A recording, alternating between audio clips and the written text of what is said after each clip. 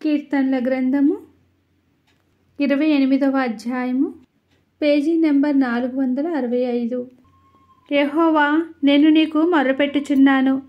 నా ఆశ్రయదుర్గమా, మౌనముగా నుండక నా మనవి ఆలకింపుము. నీవు మౌనముగా నుండిన యెడల నేను సమాధిలోనికి దిగువారి వలె అగుదును. నేను నీకు మొర్రపెట్టినప్పుడు, నీ పరిశుద్ధాలయము వైపునకు నా చేతులు నెత్తినప్పుడు నా విజ్ఞాపన ధ్వని ఆలకింపుము.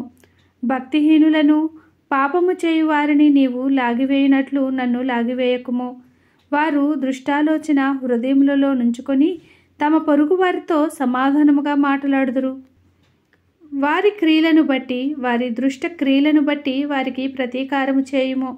వారు చేసిన పనిని బట్టి వారికి ప్రతీకారము చేయుము. వారికి తగిన ప్రతిఫలమిమ్ము.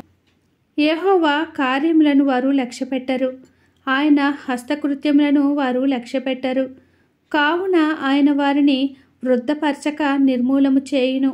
యెహోవా నా విజ్ఞాపన ధ్వని ఆలకించియున్నాడు. ఆయనకు స్తోత్రము కలుగునుగాక. యెహోవా నా ఆశ్రయదుర్గము, నా కేడెము. నా హృదయము ఆయన యందు నమ్మిక ఉంచెను గనుక నాకు సహాయము కలిగెను. కావున నా హృదయము ప్రహర్షించుచున్నది. కీర్తనలతో నేను ఆయనను స్తుతించుచున్నాను.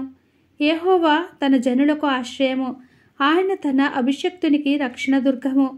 నీ జనులను రక్షింపుము, నీ స్వాస్థ్యమును ఆశీర్వదింపుము. వారికి కాపరివై నిత్యము వారిని ఉద్ధరింపుము. దేవుడి చిన్ని వాక్యమును దీవించునుగాక.